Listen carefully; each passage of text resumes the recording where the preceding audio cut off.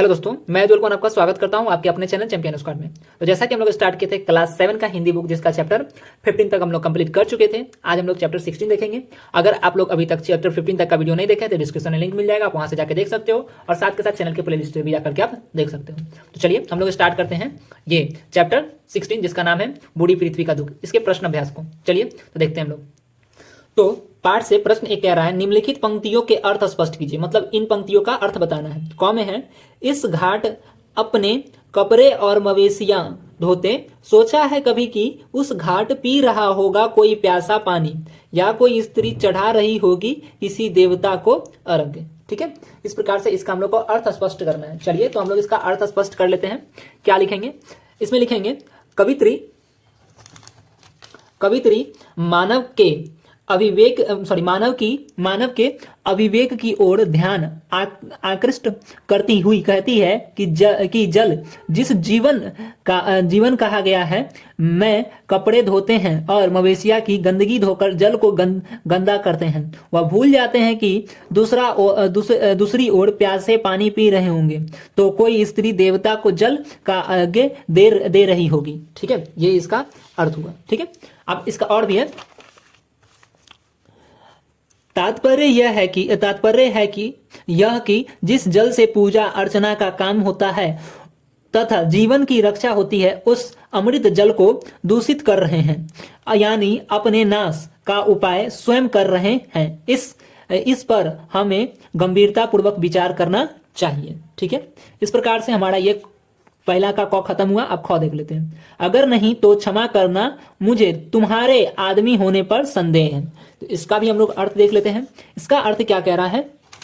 कवित्री हम मानवों को सचेत होगा यहाँ पे। ठीक है, सचेत ये नहीं होगा, सचेत करती हुई कहती है कि यदि हमारा संदेश उपयुक्त ना जान पड़े तो मुझे माफ कर देना, क्योंकि तब मैं आश्वस्त हो जाऊंगी कि मानव की मानवता मर चुकी है। क्योंकि कोई मानव ऐसा अविवेकपूर्ण आचरण नहीं कर सकता। मानव तो सहृदय प्राणी होता है। वह किसी को दुख देने के लिए शरीर धारण नहीं करता, बल्कि उसके कल्याण के लिए शरीर धारण करता है। ठीक है, इस प्रकार से ये रहा। अब हम लोग प्रश्न 2 को देख लेते हैं। प्रश्न 2 कह रहा है, नदियों के रोने से क्या तात्पर्य है? चलिए तो इसको हम लोग देख लेते हैं।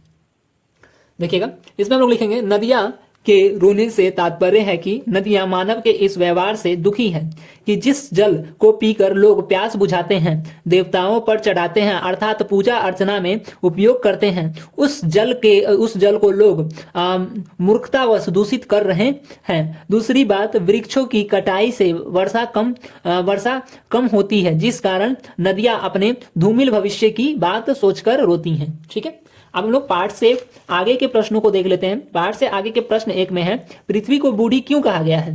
तो इसका हम लोग उत्तर लिखेंगे, पृथ्वी को बूढ़ी इसलिए कहा गया है कि इसका निर्माण आज से लाखों वर्ष पूर्व हुआ था। उस दिन पृथ्वी सारी संपदाओं से पूर्ण थी। माफ कीजिएगा, पूर्ण थी। सारा वातावरण स्वच्छ था, लोगों का सहज जीवन था।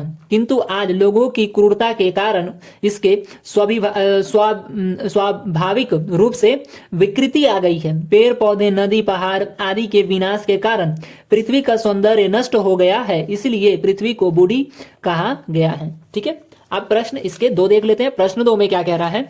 प्रश्न 2 में है, पेड़ का काटकर गिरना एवं पेड़ का टूटना गिरना में क्या अंतर है? टूटकर गिरने में क्या अंतर है, ये पूछा जाना है कि पेड़ को काट करके गिराना और पेड़ को टूटकर गिरने में क्या अंतर है। चलिए इसका उत्तर हम लोग लिख लेते हैं।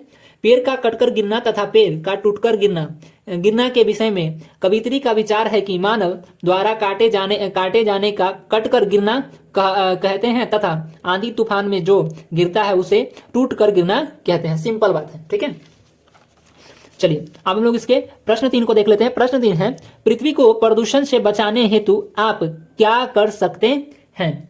तो इसका हम लोग उत्तर लिखेंगे, पृथ्वी को प्रदूषण से बचाने के लिए अधिक से अधिक पेड़ लगाएंगे। पेड़ काटने पर प्रतिबंध लगा देंगे। यदि पेड़ काटते हैं तो उसके बदले पुनः पेड़ लगा देंगे। विस्फोटकों को माफ कीजिएगा का प्रयोग बंद करवा देंगे। नदियों के जल स्वच्छ रखने के लिए गंदगी डालने या बहाने पर रोक लगा देंगे। पर्यावरण को स्वच्छ रखने का हर संभव प्रयास करेंगे। इन सब उपायों से पृथ्वी को प्रदूषित होने से बचाया